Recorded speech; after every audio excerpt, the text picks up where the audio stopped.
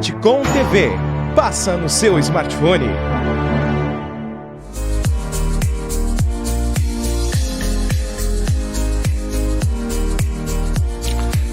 Ok, tudo de bom, bom dia, 10 horas, 14 minutos, quase 10 horas e 15, né? Estamos chegando para mais uma de nossas edições, sabe, Caxias by Bitcom.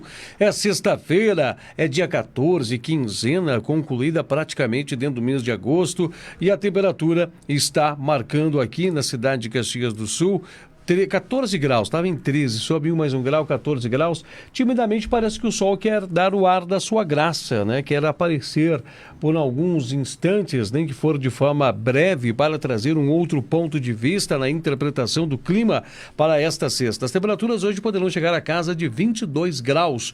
Tem fôlego ainda, espaço para subir, e isso vai trazendo certo alívio, né? Frente às temperaturas mais baixas dos últimos dias. Mas não alegrem-se, crianças, como já dizia, né? Os contos de fadas. Não alegrem-se, porque a previsão do tempo destaca que vem frio por aí, vem temperaturas baixas. Domingo vai ser de temperaturas baixas, segunda, quarta-feira, tá falando sim temperaturas negativas, né? Para o próximo final de semana, nós vamos ter que experienciar tudo isso. Inclusive para quarta-feira tá falando em risco de chuvas. Claro que muitas coisas vai sendo aferidas, ajustadas, mas chama muito atenção. É os dias que vão indo. Agora, esse mês de agosto, como se diz na frase popular, merece ser tirado o chapéu. Primeira semana, um calor, um mormaço de temperaturas de 20, quase 30 graus. Pessoal de roupa manga curta, subindo, descendo, pessoal se queixando do abafamento, né? Essa segunda semana marcada por instabilidades.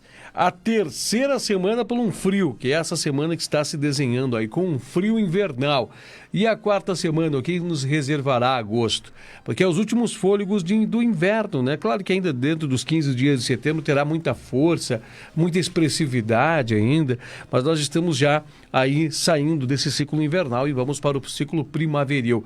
O que é complicado de ver no meio de tudo isso, que aquela primeira semana de agosto, com aquelas temperaturas mais aquecidas, deram janela para a floração antecipada das árvores, né? O despertamento antecipado. Isso agora é perigoso, porque agora virá temperaturas bastante baixas, anúncio de geadas para a semana que vem, tudo isso é de certa forma temerária.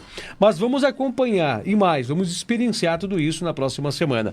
Deixa eu fazer um cumprimento especial a ele, ao nosso querido Miguel Brambila. Miguel hoje estava com uma música na cabeça e sabe que a gente muitas vezes não entende porque as músicas estão em nossas cabeças, mas tem algum ponto a ser destacado em cada uma daquelas frases.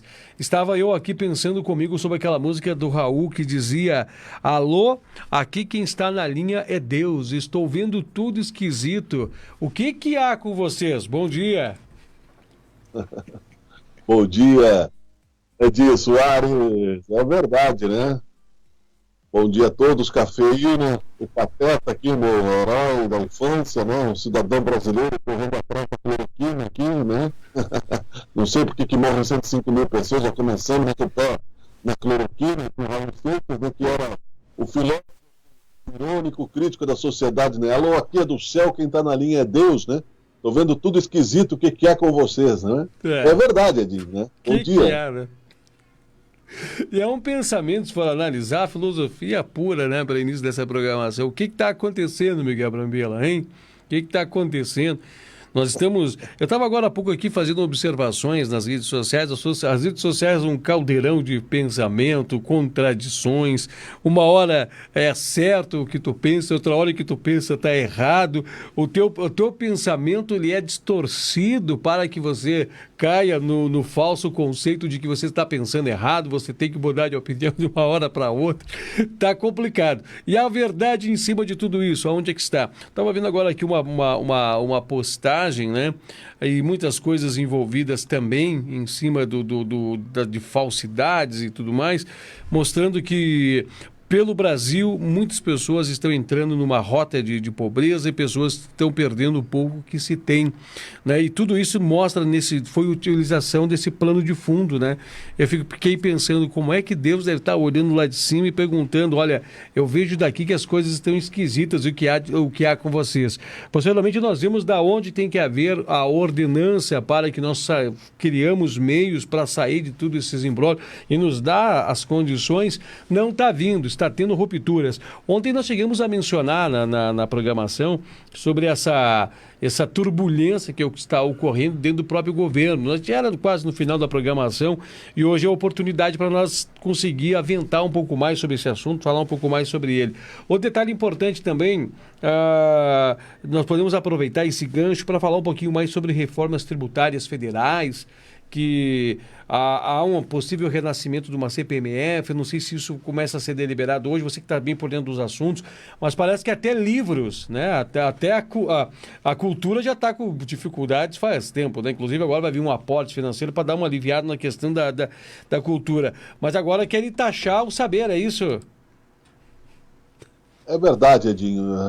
Com relação à questão filosófico-religiosa, a figura, né, de Deus para cada um segundo as suas obras, como dizia Jesus Cristo. Isso, para o cristão consciente, se torna bem claro, né? E a responsabilidade de cada qual, de acordo com o seu grau de responsabilidade, está relacionada aí também às suas ações. Nós, aparentemente, vivemos num caos, mas temos a certeza de que esse caos é passageiro. Não podemos deixar, né, a peteca cair. Tem uma música do Bandalheira, inclusive, né, do Foguete Luz, aqui, o roqueiro gaúcho, que fala sobre isso, né? Nós não vamos ficar de bobeira esperando a solução. Então, quer dizer, as músicas, elas trazem um pouco da realidade. Sim, vamos falar primeiramente sobre essa questão do governo Bolsonaro. É lamentável, com todo o respeito às pessoas que votaram, né? Não sei se ainda são 56 milhões de brasileiros, né? Eu já não sou. Portanto, muita gente já voltou atrás no voto que fez como protesto, inclusive, e o que aconteceu em Caxias do Sul, ao desgoverno que levou o Brasil à bancarrota depois do impedimento, do impeachment da Dilma, dos anos do Lula, das descobertas da Lava Jato, aí da questão do Michel Temer também, que terminou o governo, passou uns dias na cadeia, inclusive, não é? Bolsonaro foi um voto de protesto, e o fato da facada, inclusive, né, no Brasil que gosta muito de dramas e de heróis, acabou, né, catapultando o seu governo. E aí nós entramos na questão também do negacionismo democrático, vamos dizer assim, de muitos que votaram no Bolsonaro, que acham que todos aqueles que criticam o seu governo ou são da esquerda extrema, ou são comunistas, né, ou são extremamente irresponsáveis. Eu acho que esta é a falha que nós estamos vivendo, relacionada também à questão da cultura, Edinho, né? Tem um livro aqui para mostrar, um livro físico, né? Que nós estamos aí sendo um livro do Raul Teixeira, né? A Carta Magna da Paz, e assim como outros tantos, né? Esse é só um exemplo que estava aqui na minha mesa para a gente comentar sobre isso. O Umberto Eco, escritor italiano que escreveu O Nome da Rosa, que já não está mais entre nós, em memória, não é? Ao falar sobre as redes sociais, dizia que este tipo de oportunidade deu voz ao mar de idiotas. As pessoas não leem mais com profundidade. Nós temos falado isso, as pessoas leem posts, né? E post é uma opinião, pode ser a opinião de um idiota, né? Nos falta profundidade cultural e científica. O brasileiro já não lê.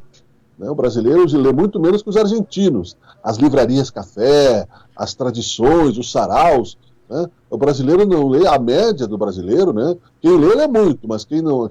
A média de leitura física do brasileiro é um livro por ano. E olhe lá, nós temos um mar de analfabetos digitais. Então, querer taxar a cultura num momento como esse, ainda mais a cultura dos livros impressos, né? Ainda mais em épocas onde a internet concorre muito mais com os livros físicos, já levando esses livreiros a grandes dificuldades, é levar o país ao atraso, né? É um esforço ainda maior, talvez, inclusive, né, como se faz no passado, como se fez no passado, para manter um povo na ignorância como massa de manobra. Agora eu pergunto, né, por que não se taxam as igrejas, né? Porque nós temos aí igrejas milionárias, que têm canais de televisão, que têm, né, que têm templos riquíssimos, né, em todos os locais do Brasil, e isso tudo, e vive de isenção absoluta. Então, existem muitos contrassensos, né, para manter o povo na ignorância no Brasil, Edinho. Miguel Brambila, sobre essa observação muito profunda que você fizeste, tem um burburinho no plano de fundo aí da equipe econômica do governo que a CPMF pode voltar.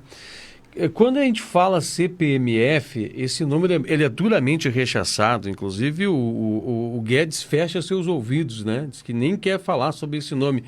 Mas mascaradamente é mais ou menos isso que está vindo aí, né? O nome da sigla do passado era Contribuição Provisória sobre Movimentações Financeiras, e era 0,25% de cada cheque compensado, de cada transação. Isso no tempo do governo Fernando Henrique Cardoso ainda. A intenção da CPMF era que o dinheiro fosse voltado para a saúde, na época. E eu era bancário nessa época, inclusive, né? Acho que é mais uma malandragem governamental, incapaz o governo de colocar os gastos em dia, buscar mais dinheiro da economia, da população, não é? Trazer aí, taxar, mesmo que seja de outra forma, taxar as transações financeiras dos cartões de crédito, vai haver imposto sobre imposto, uma bitributação. Eu ainda acho, Edinho, como tudo que está acontecendo, não que tenhamos que paralisar totalmente o país e todos os outros assuntos por causa da pandemia, mas acho que passa boi e passa boiada. Primeiro porque o brasileiro comum não entende muito sobre isso, né? Não é muito fácil você falar sobre a questão de impostos. Portanto, até chegar no brasileiro comum, ele nem vai saber o que fazer, vai se alienar, ele não vai falar em reforma tributária, vai parecer que você está falando grego, né? Está falando marciano. Então, é um esforço de passar o máximo de questões que favoreçam governos que não administraram corretamente as questões da arrecadação tributária. Isso, no momento, você veja bem, e já citamos aqui, né, o nosso nobre caxiense, conterrâneo, deputado Germano Rigoto, ex-governador do estado, quando deputado, foi líder do governo Fernando Henrique Cardoso, e tinha bastante credibilidade, né, fazia palestras em todo o Brasil como líder da reforma tributária no Brasil, tinha excelentes proposições, né, e aliás, tem grande conhecimento neste assunto, é uma pessoa que vale a pena ser escutada sobre isso. Quando o governador não teve alternativa e pela pressa do mandato, pela exigência do cargo, e inclusive houve revolta dos seus próprios eleitores e outdoors na época, eu me lembro que a Fiergs, né, colocou outdoors públicos contra o aumento do ICMS, do Imposto sobre Circulação de Mercadorias, na época, não é um assunto novo, né? E o governo Fernando Henrique é de 94, então, quer dizer, é muito tempo atrás, aonde nós, 94, 95, aí teve o Itamar Franco antes dele, logo depois do Collor, aonde está se discutindo a reforma tributária. Querer passar a reforma tributária num ano, em tempos de pandemia, o Congresso não está presencial e não pode ter aglomeração, não pode ter muitas pressões sociais. Enfiar goela abaixo essa reforma tributária, eu acho que não é muito correto não, viu, Edinho? Inclusive, só para o pessoal também poder entender, muda-se o baralho, mas os jogadores ainda são os mesmos, ou seja, pode-se mudar o cenário, mas a técnica é a mesma, empregada por muitos e muitos anos. Eu ouvi dizer que eles estão tentando fazer também um objetivo de taxar transações digitais. Só para você ter uma noção, Miguel, eu vou usar o exemplo eu mesmo, né? Eu não sei o que é uma fila de uma lotérica, não performando, né, e dizendo que não devam existir essas modalidades de pagamento, não é isso não, mas eu não sei o que a vida da lotérica já vai fazer, acho que quase um ano, Porque o banco digital está aqui, está na mão de todo o cidadão. As pessoas pegam os seus aparelhos, né? E já estão aqui com transações, recebimentos, pagamentos. Até inclusive que o dinheiro de plástico traz uma fomentação muito grande quanto tudo isso. Então o governo federal já está olhando ali, já entende que há uma ampla massa de cidadãos brasileiros, de brasileiros que estão utilizando tudo isso. E parece que a CPMF ganharia uma outra roupa e seria desencadeada ali. Porque você para analisar, né, taxar transações financeiras realizadas pelos aplicativos, quantas não são? A exemplo hoje, as pessoas estão comprando um monte de coisas nas modalidades online. Cada comprinha dessa, quanto é que não daria, né, de resultados para a arrecadação? Não somente os bancos, mas as compras, transações, envios, e agora também tem essa nova modalidade de interpretação sobre as compras das criptomoedas, as conversões de dinheiro físico em um dinheiro virtual, e mais uma que não é real, é outras moedas exteriores, que estão figurando-se dentro do mercado internacional, que corre de um lado para o outro, mas mesmo assim não é especificamente uma moeda tributável nacional. Então tem todas essas ideias que estão sendo cogitadas no plano de fundo. É interessante que se toque nesses assuntos e se observe que o governo federal abriu seu cofre, precisa restituir os valores que já foram despendidos. Inclusive, Bolsonaro já tentou essa semana falar em romper a linha de teto de gastos, porque não tem de onde mais tirar dinheiro, e o Guedes mirabolantemente vem tampando esse furo. Eu digo mirabolante no seguinte, porque anunciou mais 5 bilhões, não sabe de onde que se tira. As eleições já foram ditas que vai ser feito diferente, porque já está com dificuldades financeiras, foi pegado a portas ali, vão ser diminuídas as sessões, vamos ser mudados os modais, tudo isso para tentar fazer algum malabarismo em algum sentido de poder sobrar dinheiro. Então vamos ver o que vai acontecer. Como você disse, Miguel Brambila, é um momento de poucas discussões, poucas deliberações, comissões trabalhando de forma remota, online, e isso começa a colocar decisões centralizadas na mão de uma pessoa só, e aí as coisas começam a ficar mais temerosas. Inclusive na questão da bitributação, por isso que você não pode simplesmente, né, brincar de mudar e arrecadar mais dinheiro. Por exemplo, hoje em dia, na época da CPMF, não era tão popular o uso do cartão de crédito. Hoje já é bem mais popular, inclusive bancos investem nisso. Existem bancos digitais também, que não cobram nem a manutenção da conta, e você faz a transação digital. Existem maquininhas aí que facilitam o comércio, o pequeno comércio, inclusive, Edinho, não é? Então, por exemplo, toda transação no crédito já tem um imposto sobre operações financeiras incluso. E a pessoa nem sabe, né? Parece palavrão, IOF. O ICMS, quando você compra, você já está pagando. Você paga na origem e paga no destino também. A prestação de serviços, não é? O ISS, os impostos municipais, que você paga imposto sobre serviços também, conforme o tipo de serviço. Então, é mais uma bitributação, assim como o pedágio.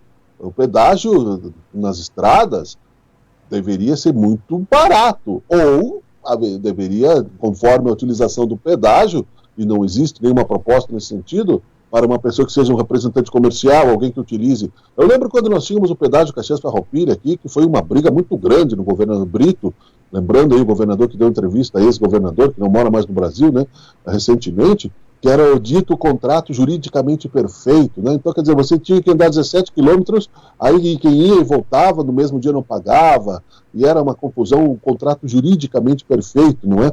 E você veja que nem mesmo assim as estradas eram tapetes, não é? Então, é uma bitributação, deveria haver uma relação direta com o IPVA, no caso, se você paga um pedágio, seja estadual ou federal, e paga o imposto, né, rodoviário para manter a sua propriedade, o seu veículo, é uma bitributação. Então é sempre a mesma história, mais velha que a Bíblia, né? Cobrar do cidadão a má gestão dos governos, a roubalheira, né? Não se fala do fundo partidário, Aqui em Caxias se falou muito, né, em colocar a mão aí no trabalho dos servidores públicos, né, mas politicamente, né, os eleitos não falam em dividir o seu próprio salário, né, os cargos de confiança, etc. Então, a hipocrisia continua, Dini. Infelizmente, a reforma tributária, a reforma administrativa, a reforma que seja a toque de caixa, depois de anos de debate, é só goela abaixo, não é? Na verdade, é gambiarra, né? É quase como as reformas que eu faço aqui em casa, que eu não sei fazer, e faço, né, igual o que o Pateta faz, né, nos desenhos, né, amarra um pano no cano para não vazar, coloca, né, uma garrafa PET, amarra qualquer coisa, bota um tijolo para escorar a estante, né? É gambiarra. O Brasil não pode. Logo ali adiante teremos que fazer outra reforma, porque não vai funcionar. Só vai estrangular ainda mais a população. As moedas, as criptomoedas, o brasileiro pobre nem sabe o que está pagando, né? Essas devem ser tributadas, sim. Mas ao mesmo tempo, Edinho, que se busca isso, né, se desaparelha, por exemplo, operações como a Lava Jato, a Polícia Federal. O Guedes ficou sozinho, né? Vai afundar junto com o navio. Ele mesmo disse que se deu uma debandada. Se toda a equipe econômica abandona o governo, alguma coisa está errada, né? Alguma coisa não está certa, né? Algo de podre no reino brasileiro. É interessante também de se ver o que outros países fazem, né? Tem países que têm o tributo único. A exemplo do Japão, né? O Japão tem a tributação única anual, feita uma vez só, num período do ano específico, mês do tributo, que é denominado, e é feito daí o momento que todo cidadão japonês entende que tem de fazer aquele pagamento daquele referido imposto. Eu lembro-me até, inclusive, tema de filmes, né? Tema de muitos filmes, os americanos recebendo as cartas, né, em casa, da sua casa, dos seus impostos que estão atrasados.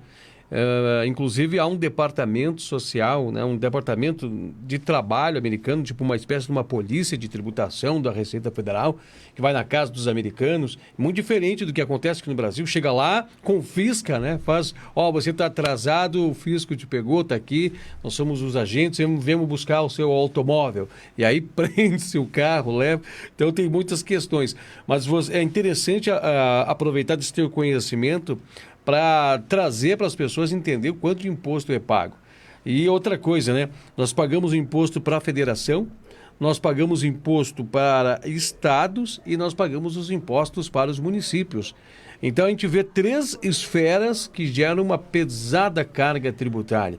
Nós temos que levar, através dos municípios, o denominado os IPTU, né? Um dos exemplos, tem o ISSQN, que é pago pelas empresas, mas é dedutível para a conta final. Quem paga somos nós lá na conta final. Quem é o comprador de tudo isso, né? E depois nós temos ainda outras taxas administrativas disso, que são colocadas, embutidas em outras autarquias para o pessoal pagar. Depois nós temos aí, como você disse, muito majestosamente, achei muito interessante essas colocações do ICM. A pessoa não para analisar que o ICM, a gente paga muito, é igual, seguindo o teu exemplo do pedágio, a gente paga a ida e a volta, né?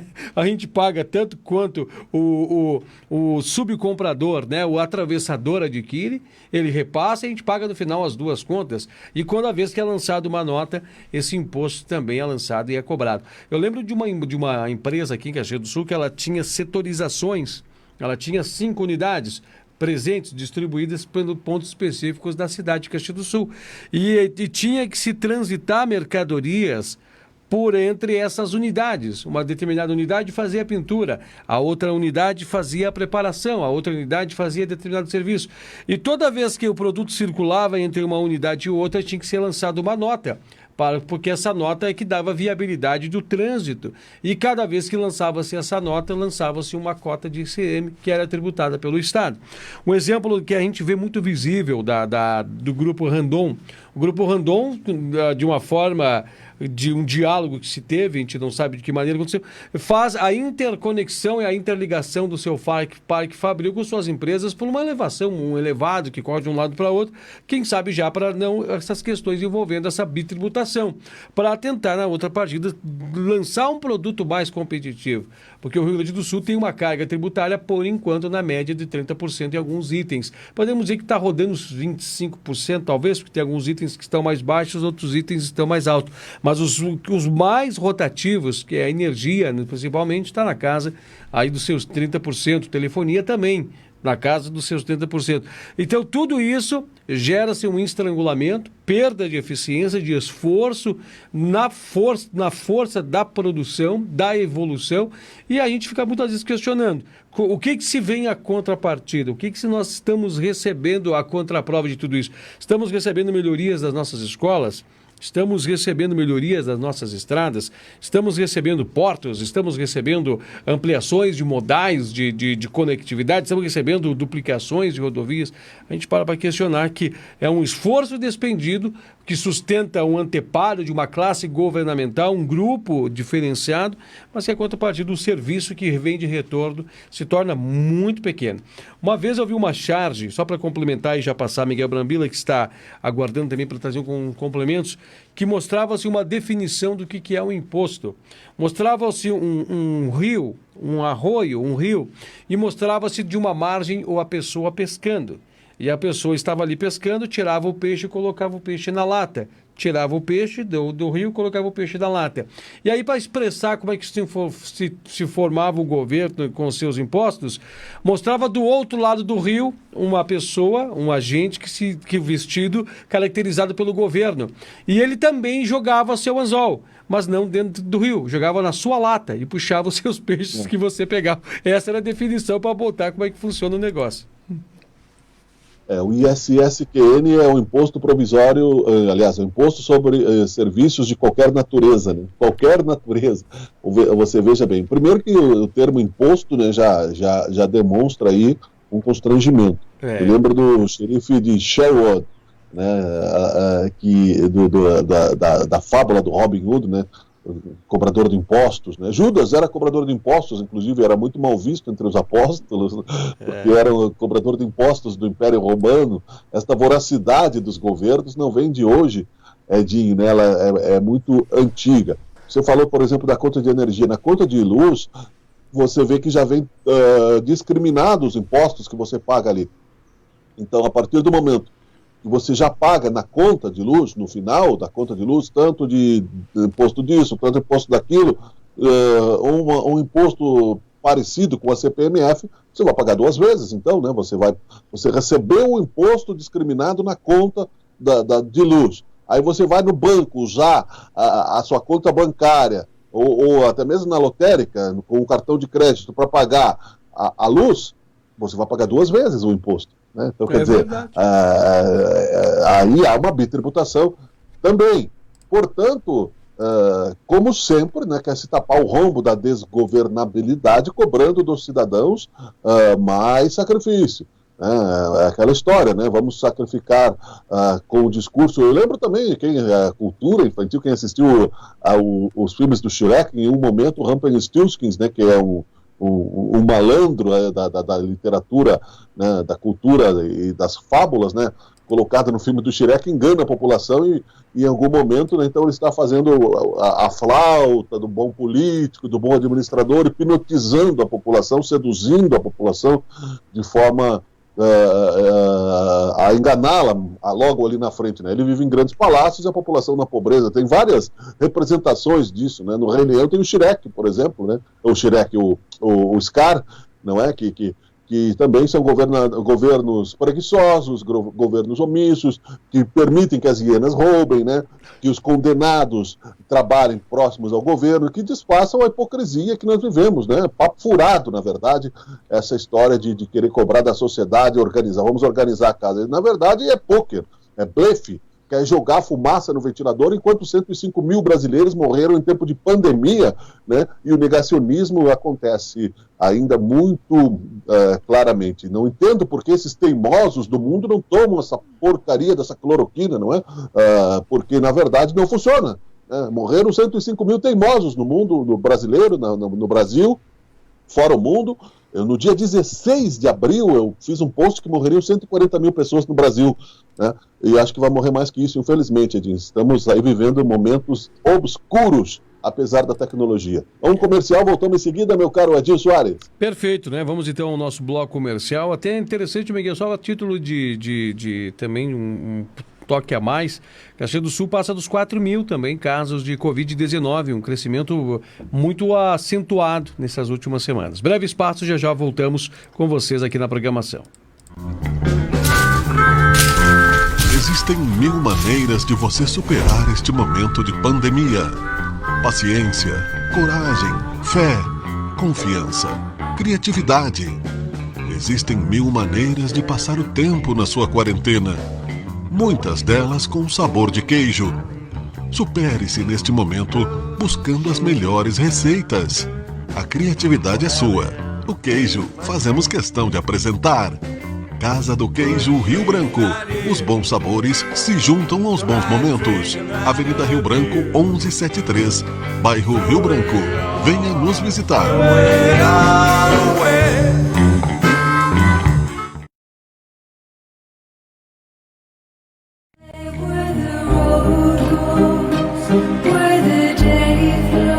Os tempos parecem difíceis, mas acredite, vai passar. Mantenha a alegria, mantenha o amor, mantenha o carinho, mantenha a esperança. Agrícola Juriti, rações, mimos e acessórios pet. Venha para a Agrícola Juriti, Rua Sinimbu 2440, 3204-1295, São Pelegrino. Agrícola Juriti, acreditamos num mundo melhor.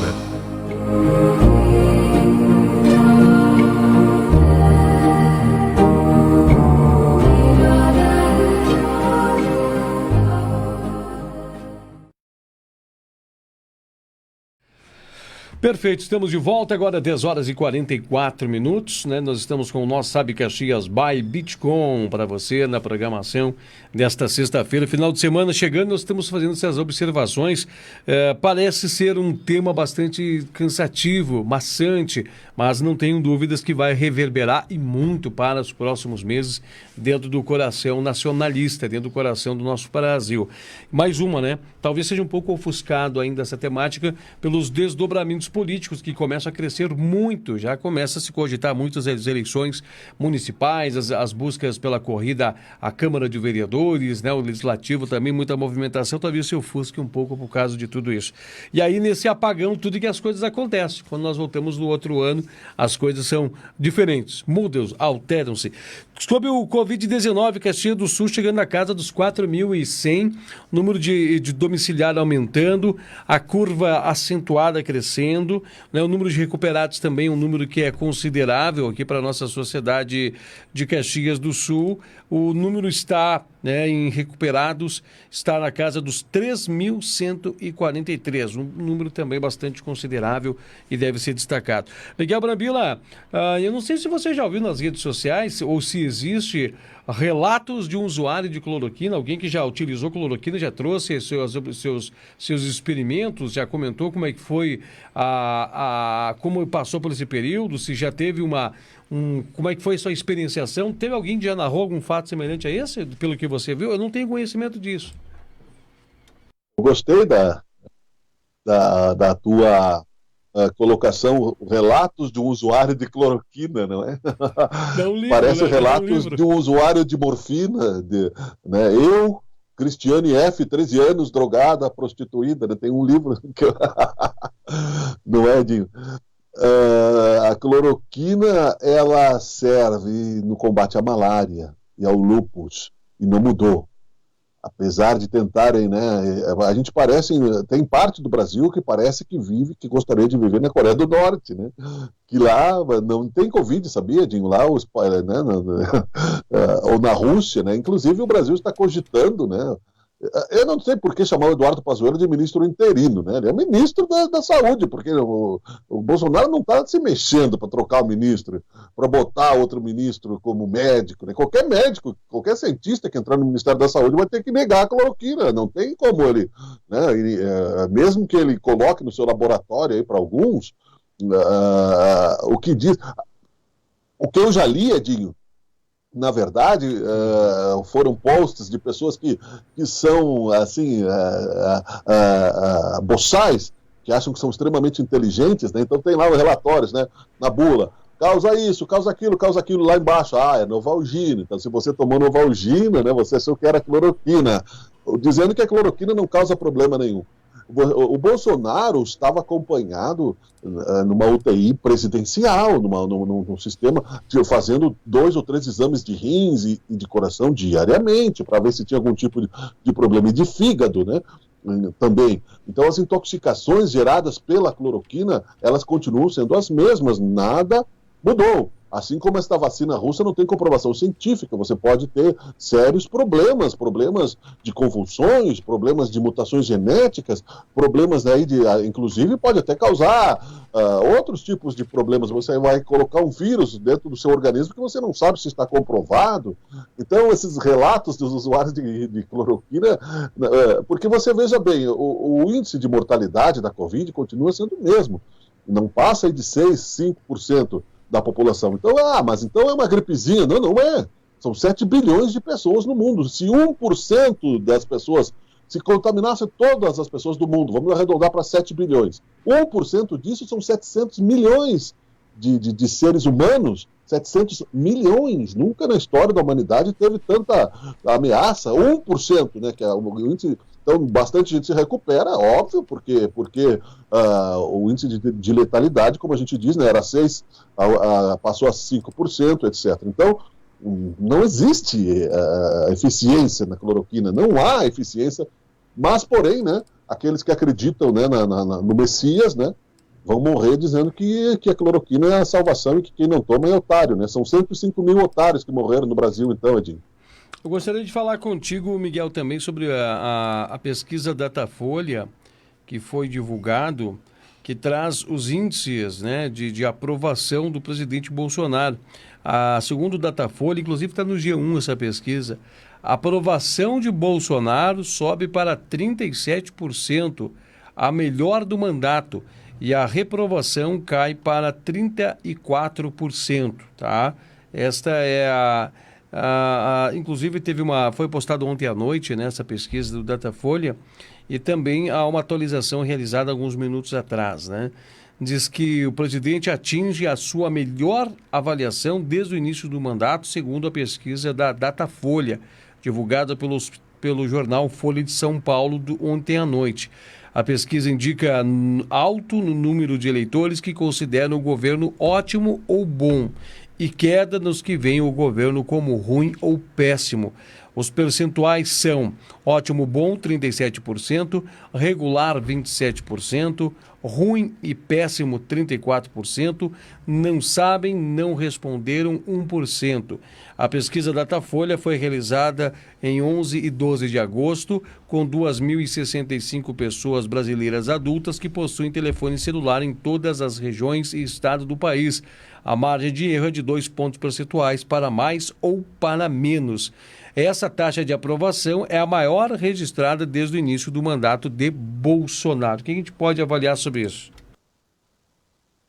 Tem um efeito nisso que é o auxílio emergencial. Para muita gente, os R$600 do auxílio emergencial, que o governo não tem dinheiro para continuar bancando, e aquilo que nós falamos lá no começo, que seria prorrogado para o período eleitoral, foi o que aconteceu. Né? Primeiro eram 3 meses, não se queria, chegou aos R$600, existem muitas filas ainda, mas muita gente passou a ter uma renda que não tinha. Né?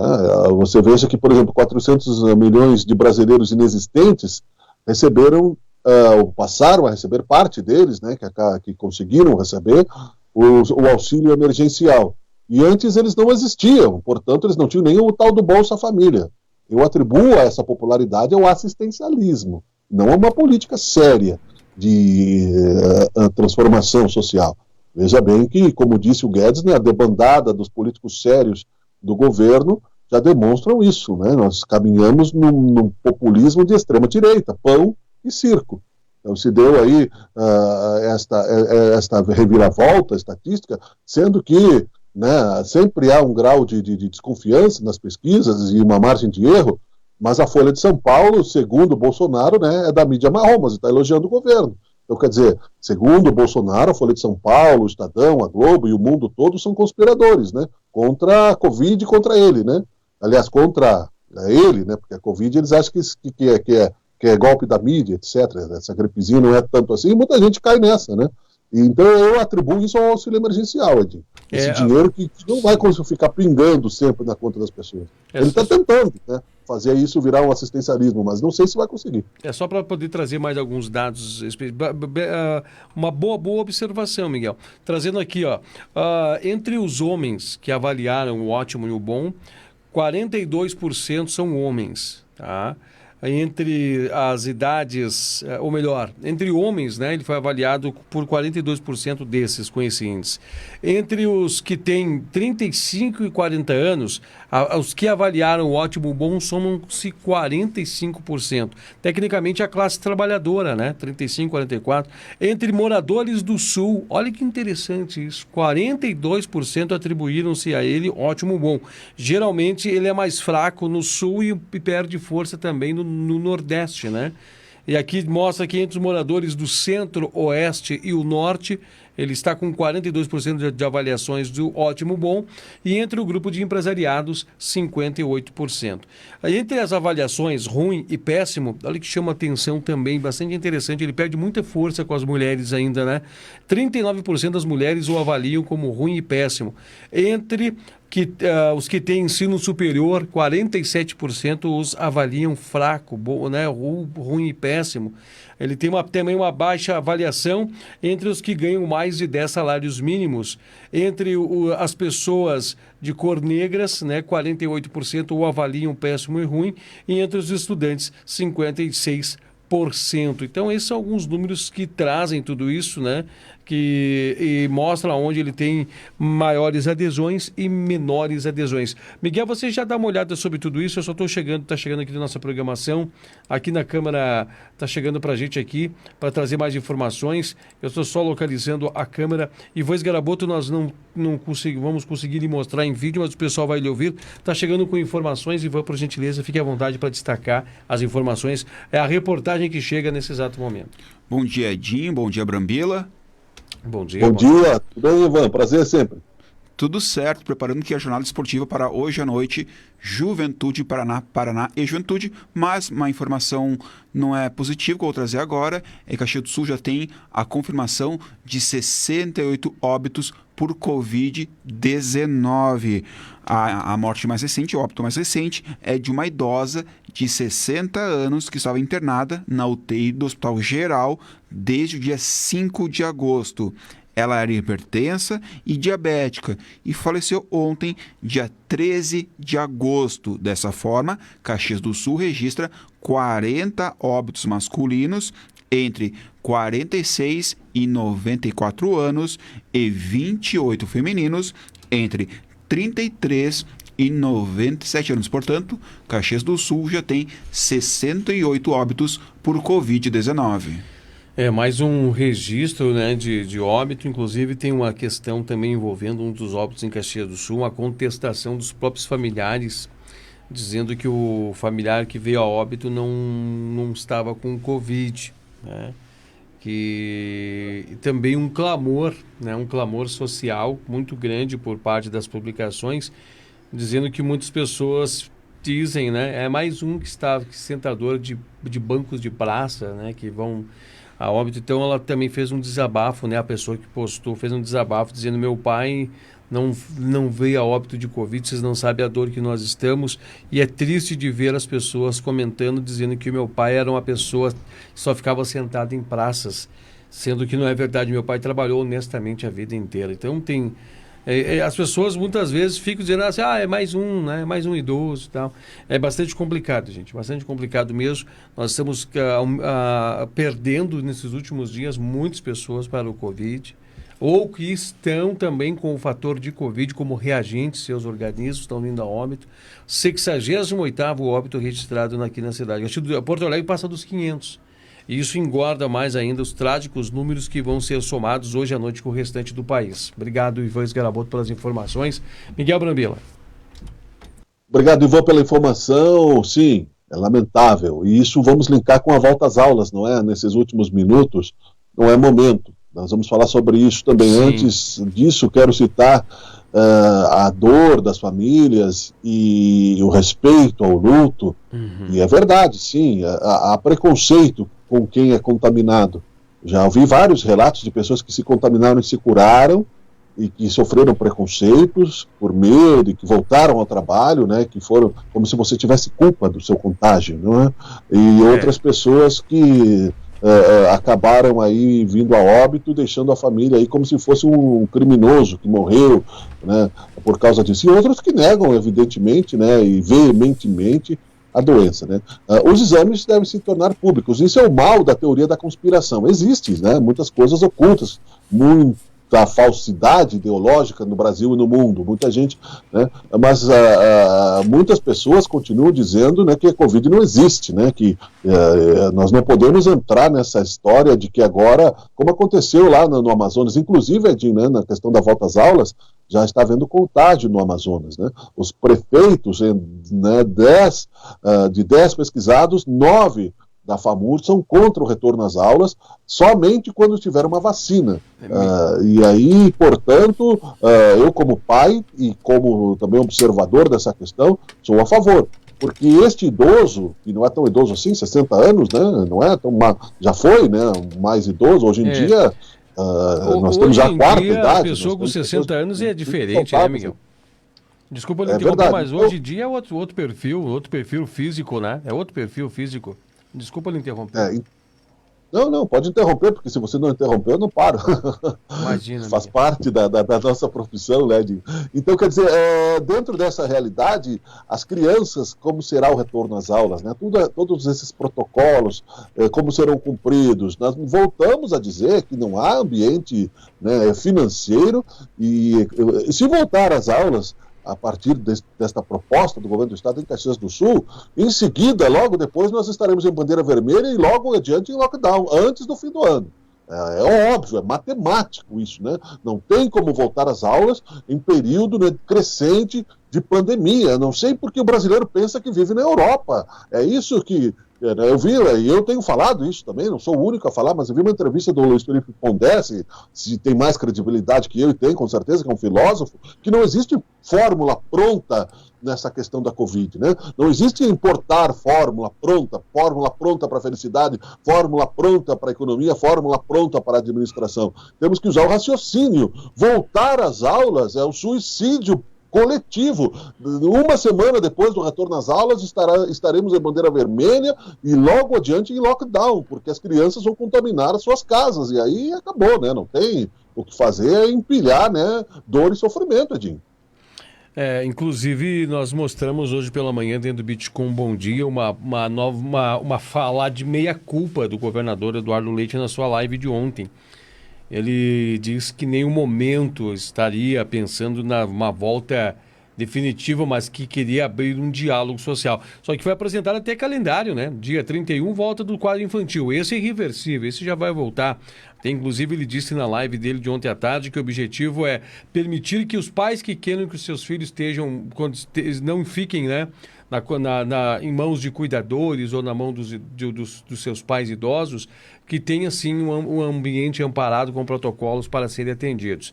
E ele disse também, fazendo uma meia-culpa, que há uma intenção que abra-se um diálogo para ver se é pertinente a volta às aulas. Mas foi colocado calendários, que até o final do mês de setembro todo mundo era para estar voltando. Inclusive foi disso, dia tal isso, dia tal aquilo, dia tal aquilo. Mas deu para ver que o governador já muda um pouco sua postura, já muda também o seu discurso.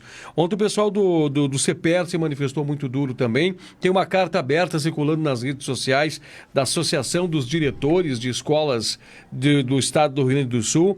Tem também o Sindicerv, Sindicato de Servidores, se pronunciando. Inclusive o Sindicerv está com uma busca judicial para que esteja, no mínimo, as condições de IPI para os da saúde. O que dirá de como esses agentes da educação vão ter de guarnecimento, né, referente para que eles também não se contraiam com o Covid-19 dentro das estruturas das esferas, tanto municipal quanto das esferas estadual. Então tem um assunto que se abre a partir de agora muito largo, muito grande, e já deu para ver que a postura do governador é outra. Que pena que o nosso tempo acabou, Miguel. Mas, meu irmão, isso mostra que nós vamos fechando a janela dessa semana, mas é encostar, na verdade, né? Porque ela vai ficar aberta para nós voltar esses assuntos a partir da semana que vem. Bem rapidamente, pegando somente um ponto dessas explanações que tu fizeste, né? Que o governador quer evitar que se fiquem as crianças nas mãos de cuidadores. Por acaso, né, nós temos escolas de tempo integral, né, para as crianças, os mais pequenos, a não ser as creches públicas, e né, não temos. Portanto, né, os pais que trabalham em tempo integral, num dos turnos, terão que deixar com idosos ou cuidadores, o que vai aumentar o contágio e o risco desses idosos. Parece que a matemática é distante da realidade, não é, Jim? É simples, como 2 mais 2 são 4. Né? Mas para muitos, né, na política ou em outras instituições, 2 mais 2 é quanto você quiser, é de acordo com a sua conveniência. Eu sei que tem muita gente sofrendo nas escolas particulares, então deveria, como dissemos, né, ter um plano coletivo, as particulares ajudarem as escolas públicas, não é uma tributação, é um momento importante nesse sentido. Mas enfim, né, um bom final de semana para todos, não acabou a pandemia, vamos continuar nos cuidando, né, e coragem, né, porque nós estamos próximos do término disso. Este ano é um ano de reflexões, é um ano de muitos debates, mas não adianta, né, como digo sempre, né, cairmos na ansiedade do soldado que se joga na praia e toma um tiro na testa, como no desembarque da Normandia, antes do cronômetro, né, estar certo. Temos que esperar o tempo certo. Este ano, né, vai terminar com pandemia e sem vacina, somente a partir do ano que vem, Edinho. E aí seguimos tendo que navegar, mas não vai acabar a humanidade, a pandemia sim. Obrigado pela audiência, obrigado pela atenção de todos, um bom dia, até segunda-feira, bom final de semana. Tchau, tchau.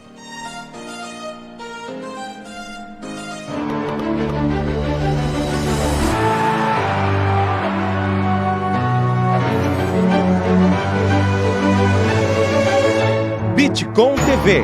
Passa no seu smartphone.